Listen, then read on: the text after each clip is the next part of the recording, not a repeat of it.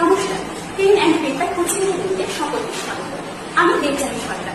আজকে আলোচনা করব এমন একটি বিষয় নিয়ে যা পাঠ্যক্রমের অন্তর্গত তো বটে, তার সঙ্গে একটি সোশ্যাল ইস্যু। আমরা সাধারণত মেয়েদেরকে দায়ী করে থাকি সন্তানের লিঙ্গ নির্ধারণের জন্য, কিন্তু আজকে এর আসল কনসেপ্টটা জেনে নেওয়া যাক। পুরুষের শরীরে দুই ধরনের ক্রোমোজোম থাকে, একটি হল এক্স ক্রোমোজোম এবং অপরটি ওয়াই ক্রোমোজোম। সেক্ষেত্রে গ্যামেটও দুটো উৎপন্ন হয়, একটা এক্স গ্যামেট এবং অপরটি ওয়াই গ্যামেট। মহিলাদের শরীরে একই ধরনের দুটি লিঙ্গ নির্ধারণ ক্রোমোজোম থাকে এবং সেটি হল এক্স, অর্থাৎ সেক্ষেত্রে গ্যামেট দুটো উৎপন্ন হলেও গ্যামেটের ক্রোমোজোম থাকে একই রকম, সেটা হল এক্স ক্রোমোজোম।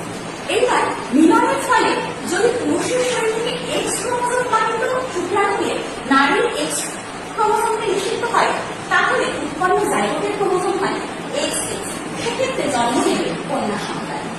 আর যদি পুরুষের ওয়াই ক্রোমোজোম বাহিত শুক্রাণু হয়ে নারীর এক্স ক্রোমোজোমকে নিষিদ্ধ হয়, সেই ক্ষেত্রে উৎপন্ন জাইগোটের ক্রোমোজোম হবে এক্স ওয়াই, অর্থাৎ জন্ম নেবে পুত্র সন্তান।